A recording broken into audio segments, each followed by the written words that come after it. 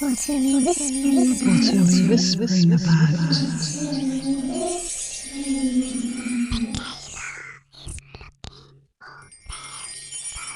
Oh my gosh. Has everyone just wanted to talk about fairies, but it's felt like they can't the whole time? Like part of the reason the title is Fae Folk, and thanks to Tyson for his brilliance on this, is not only are we talking about Fae Folk, as in the fairies, but also the community of people who are interested in and engaged in fairy lore or fairy healing or something having to do with the Fae.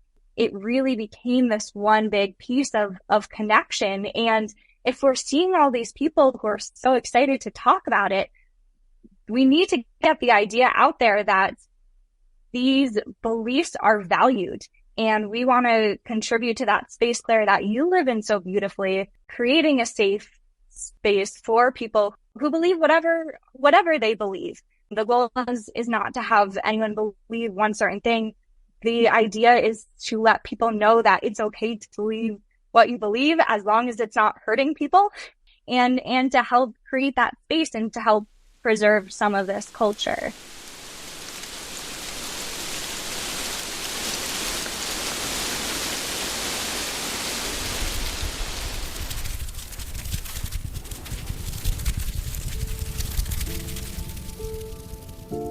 Hello there, hello there, hello there, hello there, hello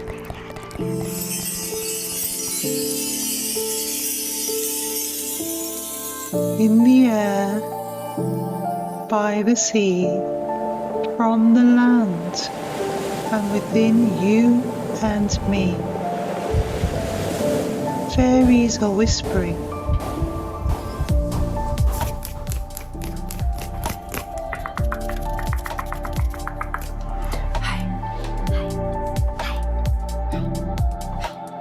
Have you been coloured, confused, completely captivated, and craving clarity?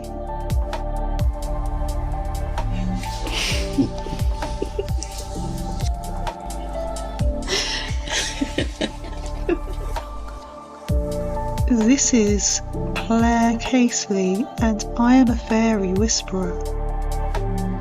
Maybe you could use some clarity, some guidance.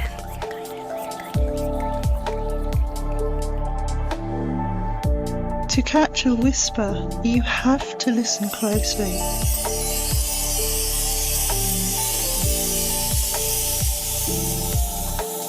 Listen with me.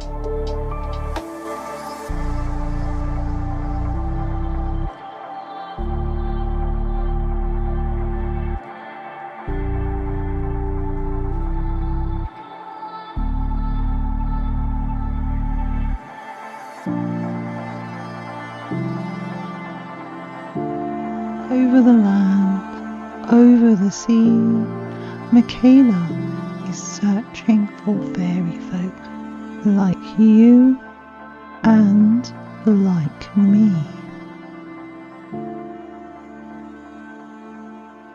Welcome, everyone. How are you this evening? I have some exciting news for you all. I'm going to Ireland in the autumn to be part of a film about fairies called Fae Folk, A Search for Connection.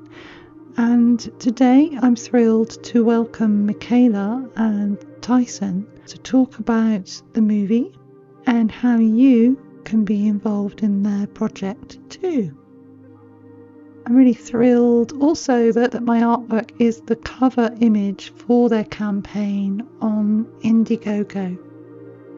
Before we meet my guests, a reminder that if you want to appear on the podcast to talk about a fairy experience or about your connection with fairies, you can email the show clairefairywhisperer@gmail.com or message me via any of the podcast socials at Fairy Whispering Podcast on Instagram and Facebook, and at Fairy Whispering on Twitter, or X as it's called now. Fairy podcasts and fairy podcasters are a rarity. There are only 3 of us with podcasts that are completely dedicated to fairies. Giving a shout out to fellow fairy podcast hosts Joe Hickey Hall of Modern Fairy Sightings and Jim of Fascinating Fae. Give them both a listen. There's some really interesting episodes about fairies on both of them. Joe and Jim have both guested on Fairy Whispering and shared their fairy experiences with me. Joe was on episode 23, Pixie Tunes and Wild Perfume, and Jim appeared on episode 44, Fascinating Fairy Voyage. Please check those out too. Now on to my chat with Mikayla and Tyson.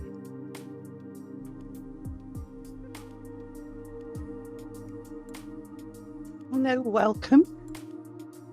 I'm really excited to welcome Mikayla and Tyson, who have a really exciting project called Fae Folk, A Search for Connection, which is a film which is going to happen in the autumn in Ireland, and I'm part of that. I'm really excited to be part of this project, but I wanted to get Mikayla and Tyson on to hear a bit more about the background to the project and connection with fairies. Welcome Mikayla, welcome Tyson. Thanks, Claire. So excited to be here with you. Yeah, thank you so much. It's an honor to be here.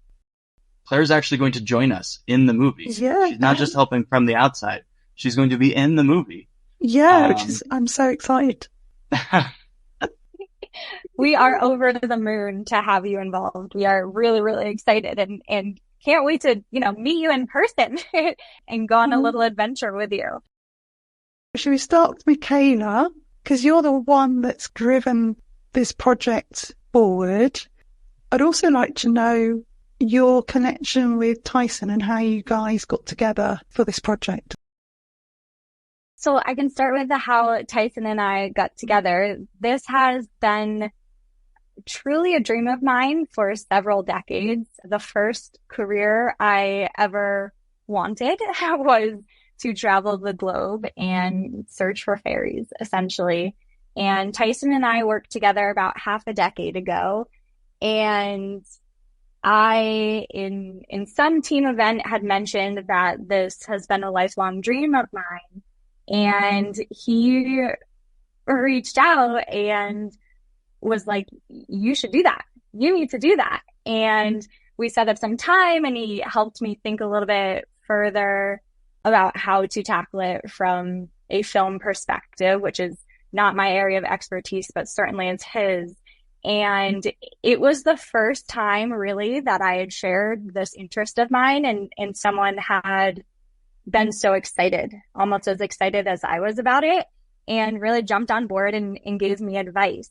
And so of course, we ended up, going our separate ways from a work perspective. And I was laid off this spring really serendipitously and felt like it was time for the fairy show to come back, and reached out to Tyson and just let him know, hey, as I think I said, as fairy supporter number 1, I just want to let you know I'm thinking about picking this project back up.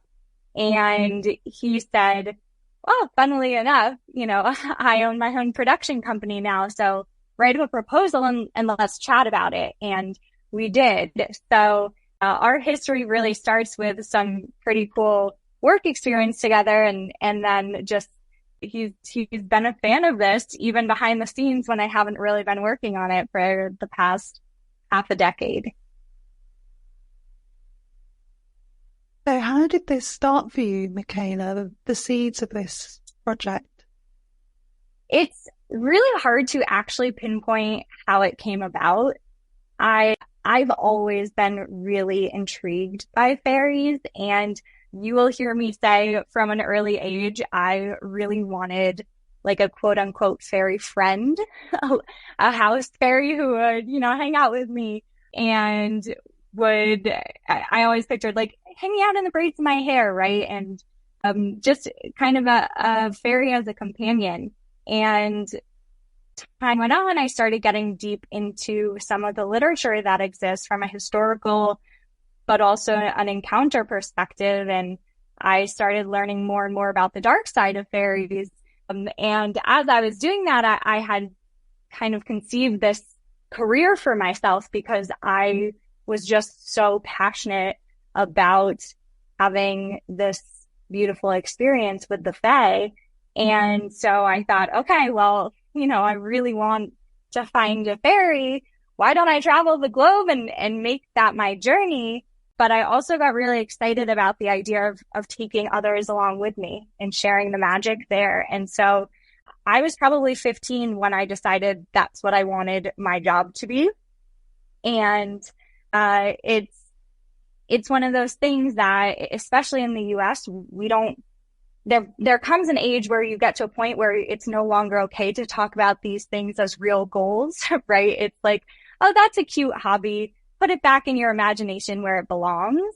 And I didn't get any of that directly from family or friends, but I just felt that social pressure and societal pressure.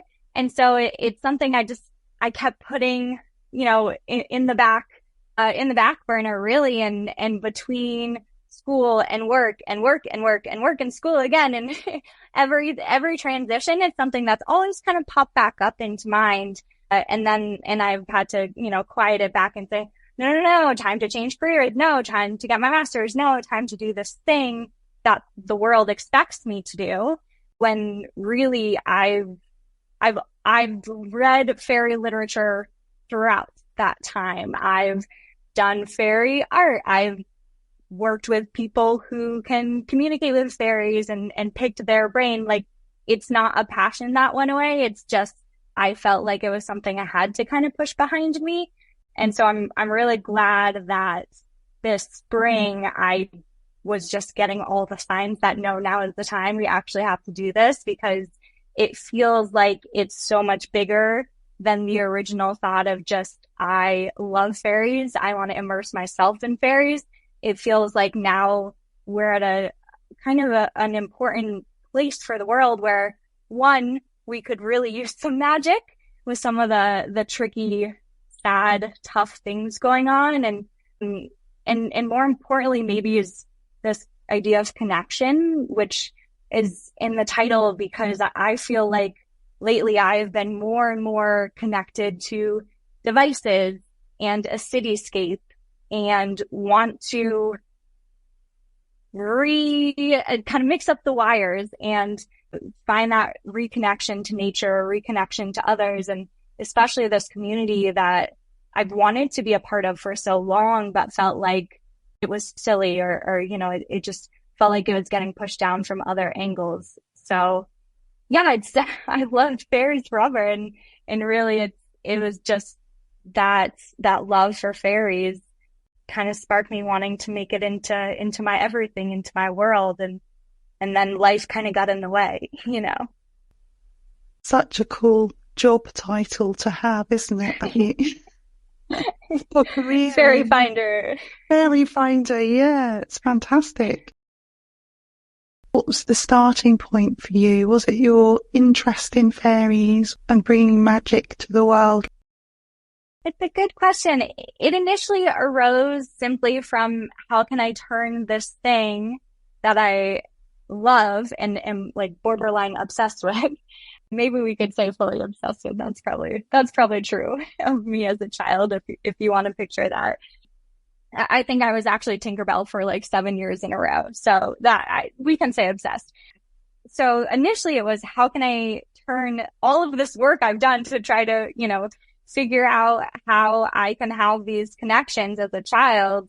How can I turn that into more of my world? Well, kids grow up and we get adults, or we get to be adults and adults get jobs. So, okay, how can I make this my job? Because this is all I care about is really what it started out as. And then even when I met Tyson, half a decade ago, the idea was really more of a travel show of, let's go to different countries around the world and talk about the places associated with fairies, the lore and how it relates, and have connection that way of, oh, look at these similarities. It's interesting that these cultures so far apart can have such similar ideas. I think there's beauty and magic in that too. And Tyson will tell you after I gave him my 15-page proposal. It was a lot. And it's morphed a ton even since then, but we really thought, okay, what's going to feel good? This is essentially something that has been such a huge part of my life for so long. It outdates, friendships. I haven't had friends this long. I haven't had a career this long. It's one of the longest things I've had in my life. So when Tyson and I chatted, we were talking about it kind of as the show still. And it's something that it's been such a huge part of my life that it's actually become what I like to call my deathbed regret. If I don't do this, this will be the thing that I regret. And it's not the doing, I suppose, it's the trying. If this has been something that's been on my mind that I've carried out so deeply for so long, if I don't even try to share this with the world, that's the one thing I know that I will regret, because I'm very happy with the ways I treat people and the ways I treat the environment and everything else in my life. That's my one thing. So when Tyson and I chatted, we thought about that and what form this should take to best carry that out. And so that's when it switched into this feature film and something that could be standalone, where we could put it out and the world could see it and we could say, yes, we did it. We tried. That's the thing. And, hopefully more comes from it. Absolutely. But we're putting all of our effort into this one thing to make it great. And there are so many pieces of inspiration for me. The disconnection I was feeling from the environment, the fear and anxiety I have when I think about this planet, feeling like I've been alone and I've had to shut this down my whole life. And in just starting this project and talking about it and seeing how insanely excited everyone is to talk about fairies, we've kind of come to this realization that oh my gosh, has everyone just wanted to talk about fairies, but it's felt like they can't the whole time? Part of the reason the title is Fae Folk, and thanks to Tyson for his brilliance on this, is not only are we talking about Fae Folk, as in the fairies, but also the community of people who are interested in and engaged in fairy lore or fairy healing or something having to do with the Fae. It really became this one big piece of connection. And if we're seeing all these people who are so excited to talk about it, we need to get the idea out there that these beliefs are valued.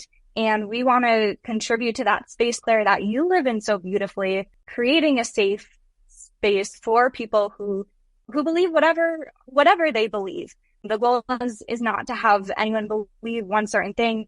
The idea is to let people know that it's okay to believe what you believe as long as it's not hurting people.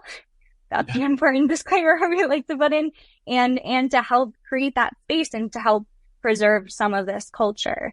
So that's a really long-winded response of kind of how it's morphed, and Tyson is normally better at this. So Tyson, please jump in and add any other thoughts. I guess, Claire, I should just say you should feel more than welcome to edit any of this down if you need to. Please, yes, absolutely. But I mean, look at that enthusiasm. That's why we're doing it, because that passion is real. Other people have that. Just to back up a little bit. Yeah. She sent me an initial pitch that was about 12 pages long. It had 6 countries on it. I think it's amazing, but basically what I said was, you've been wanting to do this for 20 years now. Let's do something we can actually accomplish. Let's take the first step and make something, knowing that we can't scratch the surface yet, but that none of these ideas that we won't get to cover are gone. They're not out of the realm. It's just try and make something. And so we landed on Ireland because, well, as you know, there's a lot of great stuff in Ireland that relate to fairies. So we're going to make a we're going to make a film that we hope jumpstarts something bigger. Because there's a lot to talk about. And the scope has crept quite a bit since we started talking. To follow up on Mikayla saying she's been surprised by how much people have been wanting to do this. We have spoken to so many experts, and I will tell you every single time I am amazed that one, they want to be a part of this, and two, they want to help us make it. It's kind of been amazing. And if you believe in magic or fate or any of that, like, it's sort of all the stars kind of aligned, and all of these people we wanted to talk to said, I can do October. It's really soon in terms of production. It is not a lot of time. I would normally call us crazy, but it all sort of aligned. So we're going to try it.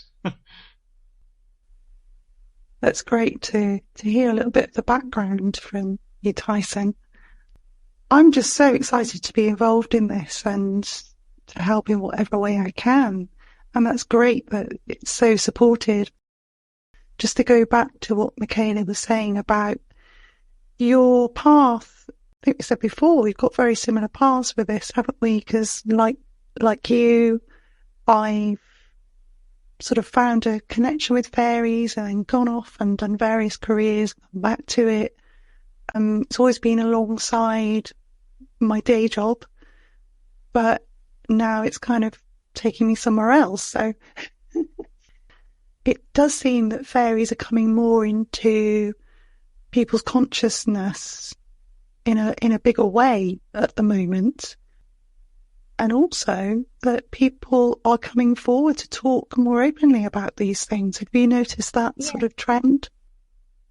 Definitely. I think someone said it well, and it might have been Joe, actually, that fairies are having a moment. And I think perhaps that's part of why this journey has been so, I'll use the word easy. Certainly it's taken a lot of research and logistics and coordination, but like Tyson was saying, the universe has really been working with us on this. Everyone's really excited to be involved.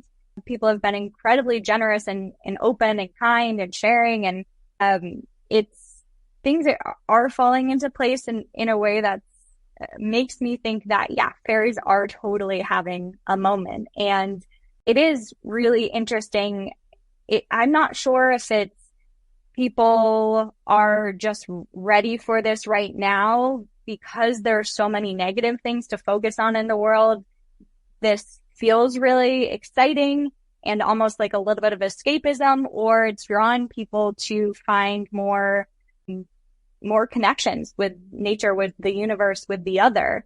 I'm not sure exactly, but I can certainly tell you that I have been shocked on a number of occasions of just people wanting to talk about fairies in a way that makes me think, did I just never ask anyone before? Because even I'm going and getting my hair cut, and my hairdresser told me that he wrote a Wikipedia article on fairies a decade and a half ago. Or I'm sitting at my aunt's birthday party, and the person next to me is like, oh, have you been to this place?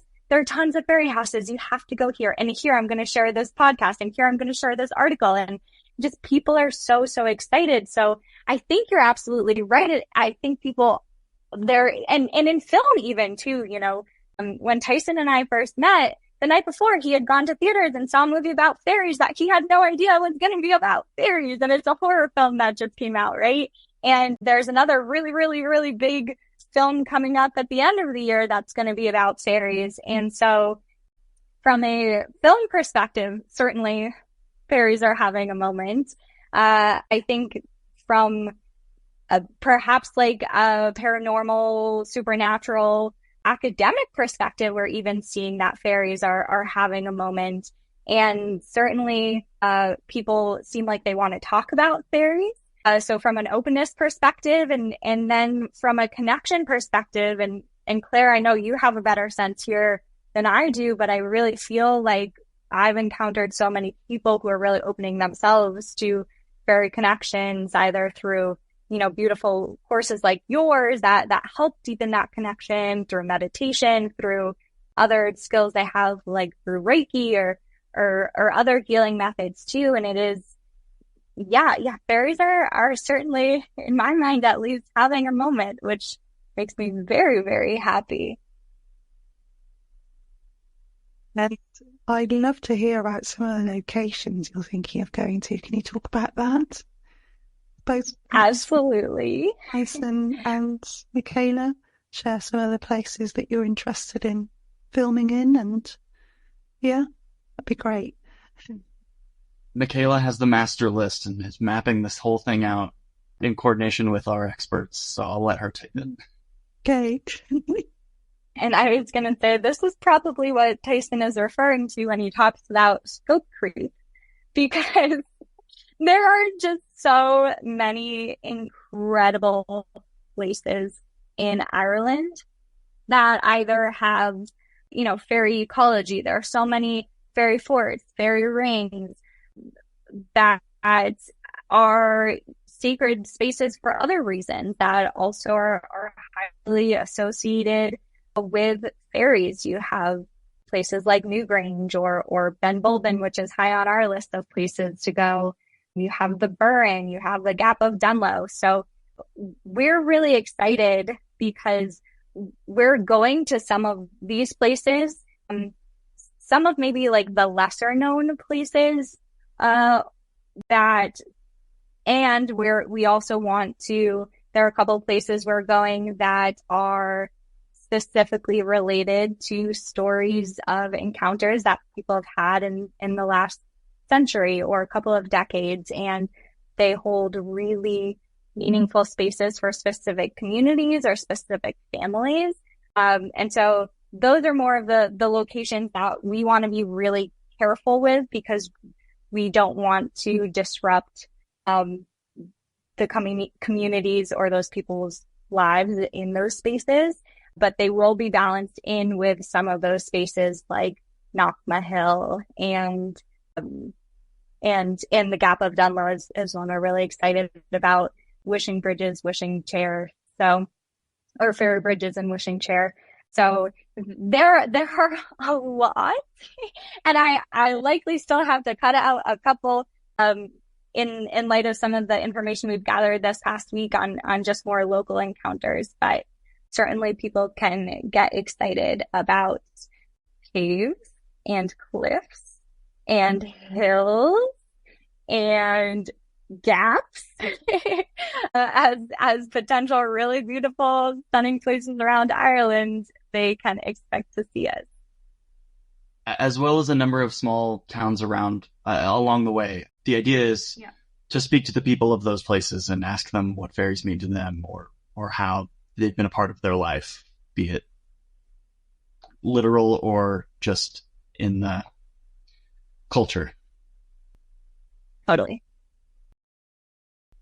So you have a campaign to support the film. So, as I sort of hinted at earlier, this started as a adventure to let Mikayla explore her dream and to shed some light on the Fae. And we started talking to experts, if anything, just for advice. We were just like, where should we travel to? Where should we go? We took 2 weeks through, me, Mikayla, and a director, where would we go? And then all of the experts started saying things like, well, we'd come with you, or we could come with you. And we're like, oh, well, that's way more interesting.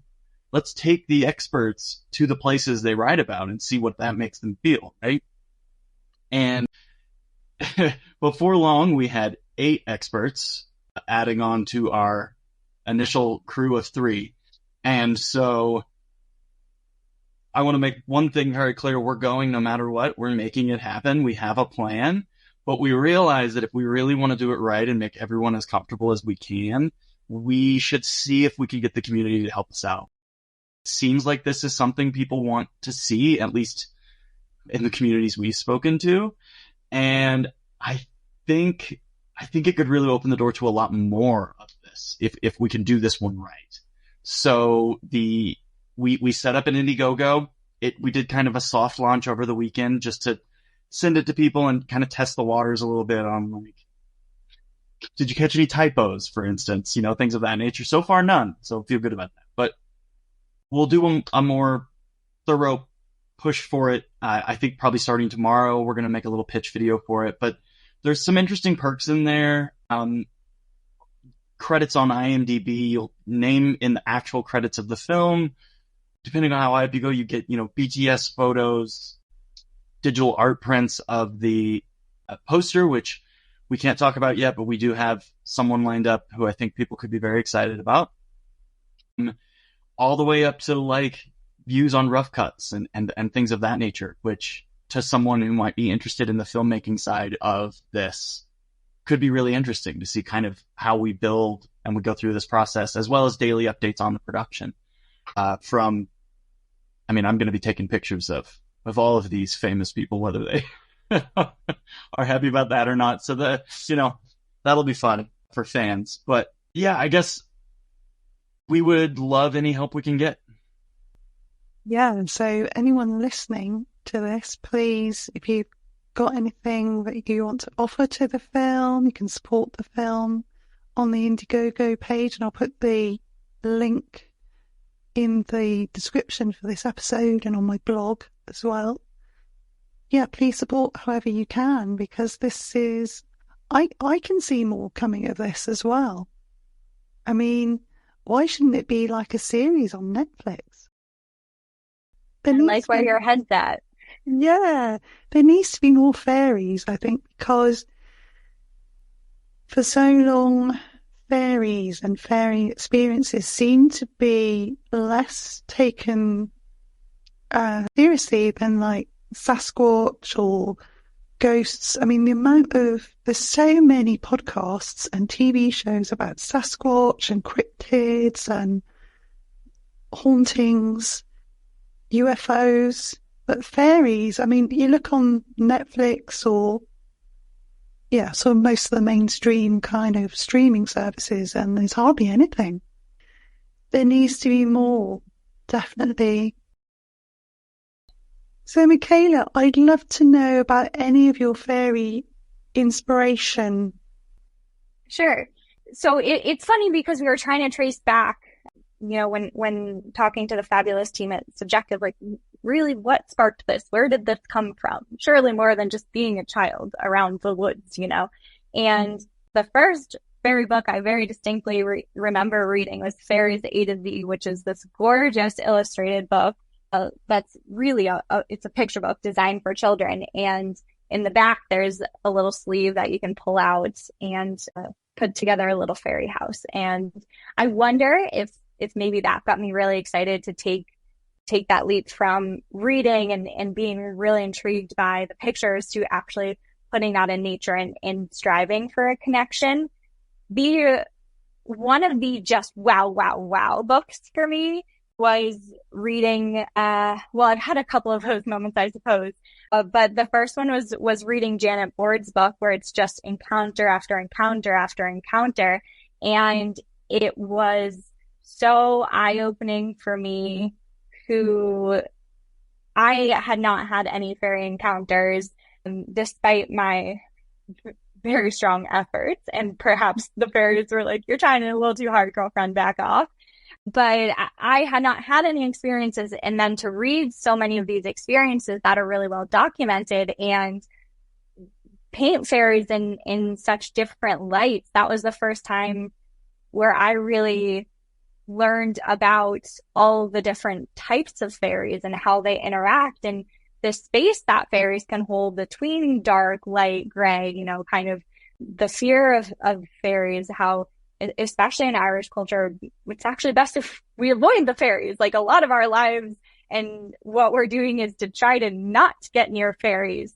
And this is one of the reasons I actually put the project on pause so many times, is because I just was like, I don't want to go blind. I don't want to die. Like, there's some real fear that, if you do this wrong, if the intentions aren't right, can arise. So that book for me was really, really impactful, and it presented this idea of fairies living alongside us, but in a different dimension, which is something that I hadn't encountered yet, and an idea I really liked. And then reading more personal stories like Dora Van Gelder, and just how there are wonderful, amazing people who fairies are a part of their everyday lives in a very real, tangible way to them that I hadn't experienced. And so to me, that was another layer of, oh, wow, this is really cool.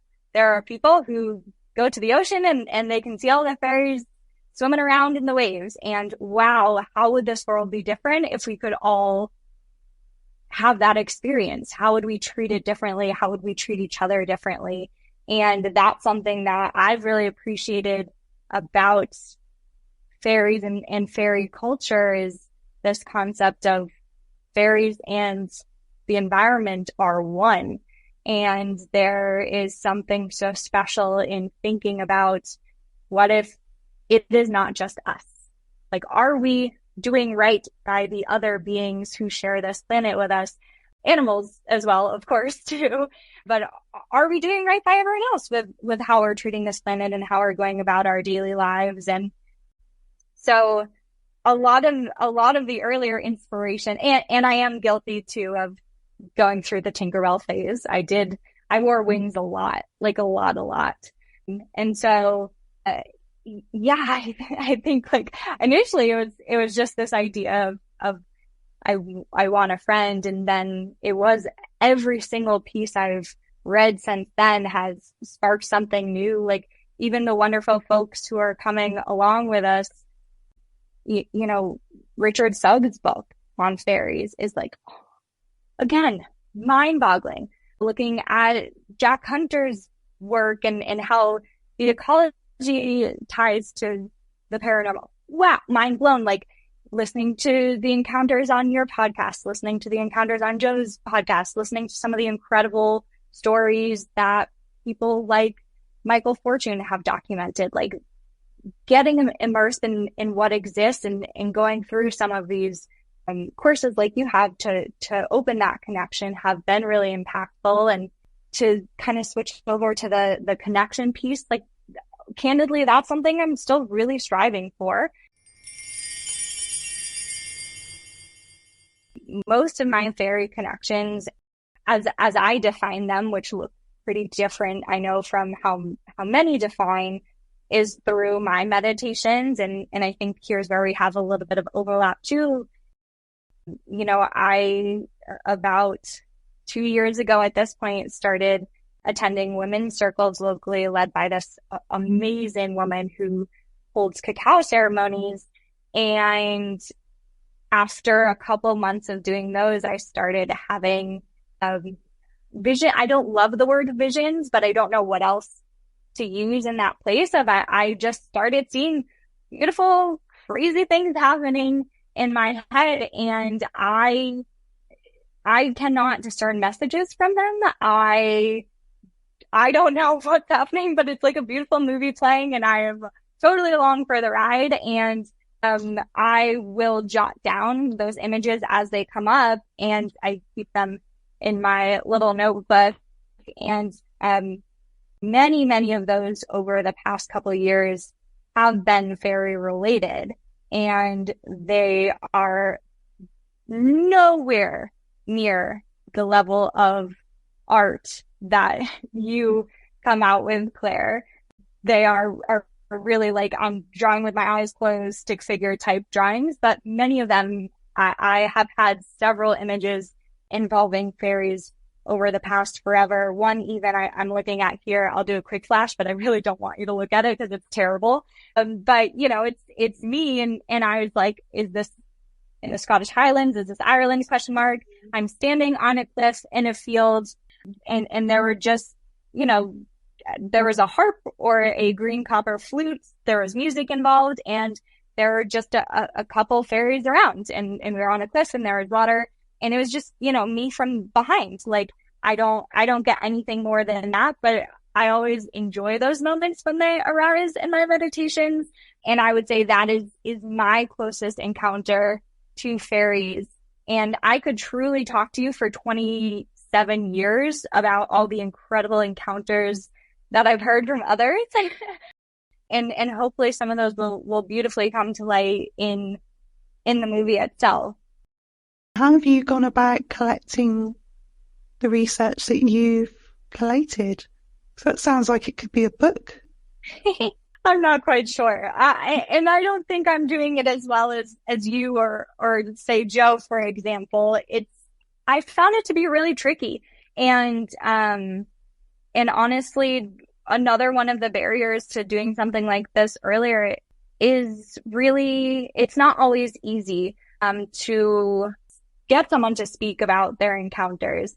But oftentimes you already have to kind of be known as someone who creates that space like you do. And then, the people start to come to you and share those more. So a lot of the stories of encounters we've gotten are through the wonderful experts or people we've chatted with online who say, oh, you absolutely have to talk to this person. Let me connect the two of you. Or I just heard this thing related to that. Let me get with them and see if they're comfortable sharing. So a lot of this information is coming to us from friends and contacts, which I love. I think that's the way I feel more comfortable doing it. I would love to hear a million, gazillion, bajillion stories. And I know that my heart and intentions are in the right place, but in a world where, people don't always feel like they can share these things honestly and don't know, if they'll be made to feel ridiculous. It's not always easy to share that with a stranger, especially someone who might not live in the same country as you. I will say most of the stories that we have are not from the US or even Canada, which are the two places that I lay claim to, I suppose. So it is, I'm finding those areas where there are stories from grandparents or traditions that are still held or there's a really deep connection to nature. That's where I'm hearing more stories. And when I am hearing of encounters in the United States or in Canada, it's always in nature. It's always, this was a surprise. Nothing like this has ever happened to me before. I was out in nature and this thing happened. I was playing music or I was meditating or a lot of the two things. People just find themselves open to it. Or I know Joe talks about this a lot in her podcast. They're going through some sort of transition stage. I do feel like that I'm hearing a lot of, or, it's around dusk or dawn or equinox, one of those, between times where we hear fairies coming through. Just when I think, wonder if I should sort of put a shout out for guests. There's always someone that comes forward to share a story with me. I've got nearly 60 episodes now. When I started, I was just like, God, maybe I'll have, 5.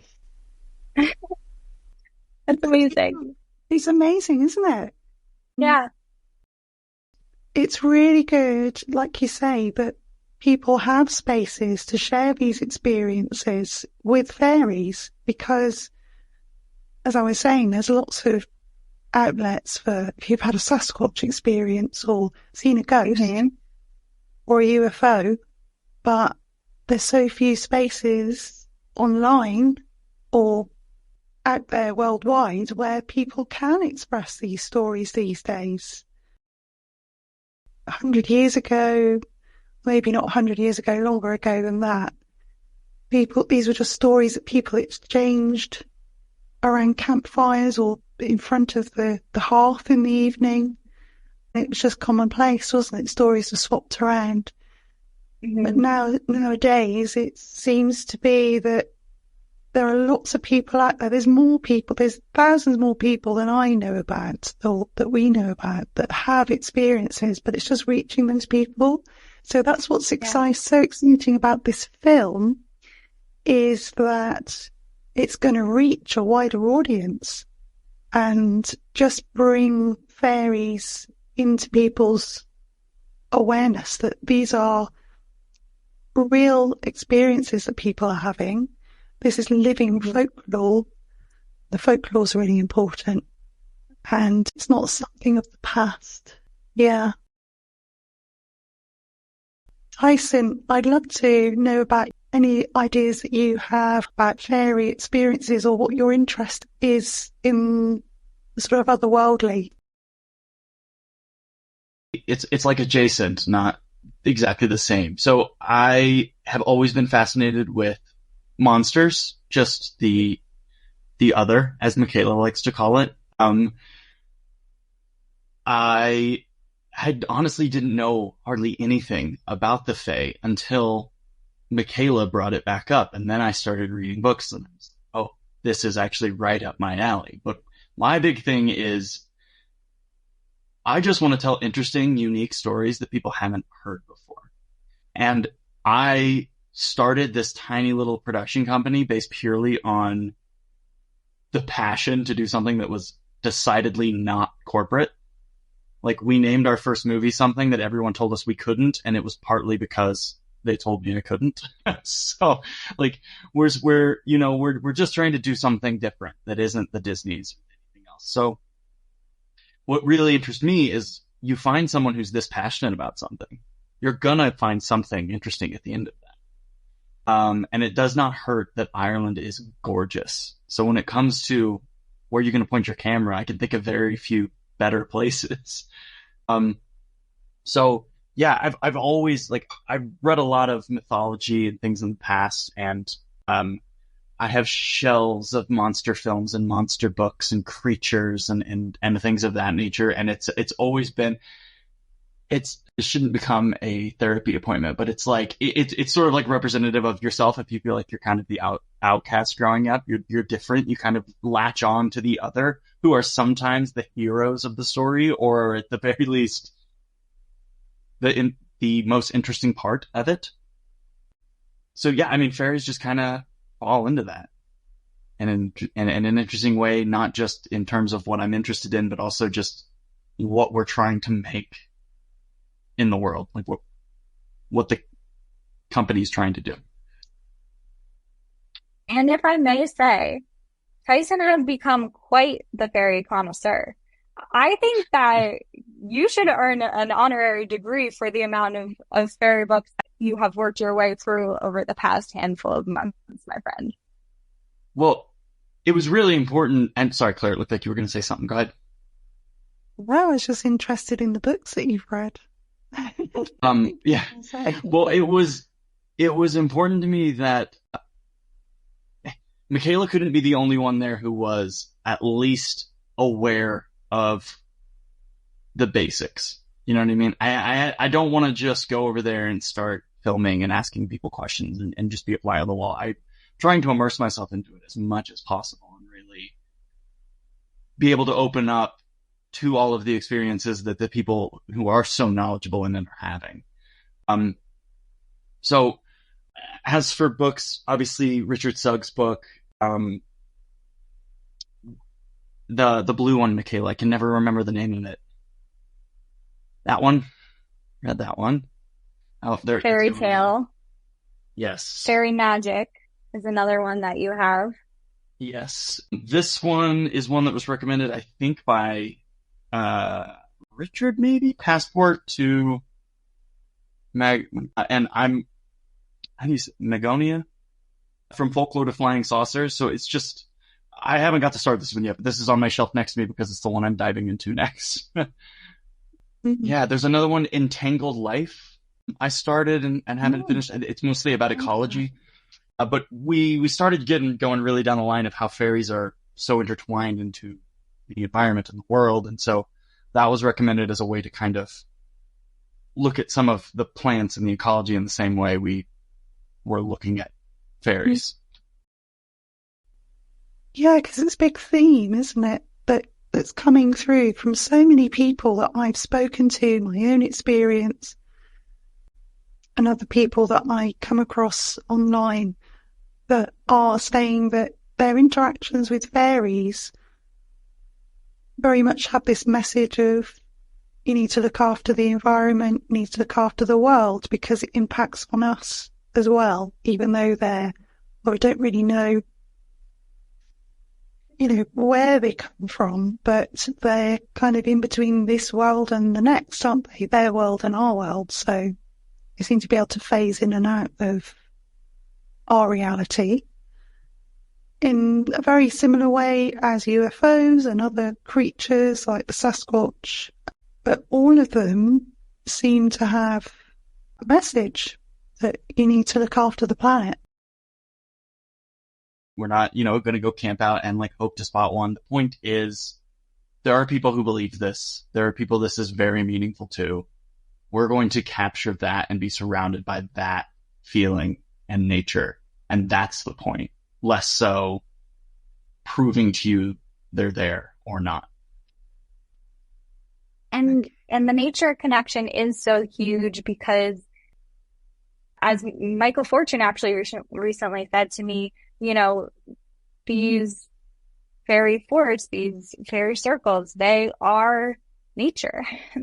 They are parts of nature. And as long as those things continue to exist, the fairy culture will hold true because these will always be associated with fairies because they are now. And so there is this really interesting connection with fairies just to the natural landscape of the world, as well as these historical places, of course. And then, so many of these places too, we see the fairies, especially in Ireland, as the guardian, as the custodian of that land, or the steward of the environment, where it might be their role to make sure that humans are not littering, that there are not too many people in one space at one time, that, it comes back to this concept that, I hope I'm right when I think Yeats said this, of, fairies are good to the good and evil to the evil. This concept of, if we are treating the natural world well, then that's when you see the stories of wishes being granted, or the cow that never runs dry of milk as a gift, or, the horse that will travel between the fairy realm and your world because you've done us a favor. It's this concept of being good, and that includes to nature, that is so prevalent in so many of these tales. And I think in a beautiful way really encourages us to think about our interactions with nature. But on the other hand, it feels like there's so much responsibility in the minds of the Fae to protect that space as well at all costs sometimes, that it is, you can't talk about fairies without talking about the natural world. And it is interesting to see how that, you zoom down the future and like you're saying, there are more people having connections, and I think there will always be those landmarks as well, especially in Ireland when there's natural formations, that this is a fairy ring, and that will continue to be a fairy ring, and we'll continue our traditions surrounding, like the hawthorn tree, for example. Some of these things will continue to be passed on, regardless of people's thoughts, that they're just so ingrained in the culture, that, you can't talk about fairies without talking about nature. Yeah, a really important message. And also like you were saying about bringing the magic back to people, I think there's more awareness of that, especially in the last 5 years, through some of the wild events that we've gone through and are still going through. So, yeah, it's a really wonderful project. I'm really excited, as I said at the beginning, really excited to be a part of it. And I'd love you to share where people can find you and connect with you, so that they can get involved in the film in some way. Amazing. Well, we've just started an Instagram for the film. I believe it's Fae Folk Film. Find it there. But the primary source would be Subjective Movies on Instagram. Subjectivemovies.com. You can also find it there. And then Mikayla's Instagram is an always interesting look into her brain. She's often promoting the movie. And then most importantly, I would say the Indiegogo, which we will, fortunately, Indiegogo links are a bit unruly, so we will put it in the chat or in the description, as you said, so people can find it. But honestly, we're trying to make something bigger than ourselves, and so we're looking for anyone who wants to be a part of that, we would love the help, and any amount that can help out. Thank you both for coming on today. It's been really lovely to chat with you and hear more about the film and hear both of your passion about it, about the project. And yeah, really wishing you a huge amount of luck and support. I was just thinking about what you were saying about wanting the fairies to be on your side. So I think we spoke about this a little bit before when I spoke to you first time. And for me, it's all about intention and setting an intention. And your intention for the film is very heart-centered. And that's what, in my mind anyway, in my experience, fairies are attracted to, that heart-centered purpose. So I don't think you've got anything to worry about as long as you're respecting their places, you're giving your intention about what you're going to do. They know what's the intention of the film is, and I'm sure you'll be welcomed to Ireland. I'm excited. Really appreciate that. We do intend to ask for permission before Mikayla's got it all planned out. Hopefully we'll get permission to go into any of the fairy territory. Maybe would be questionable. I'm sure you will, and you'll feel it.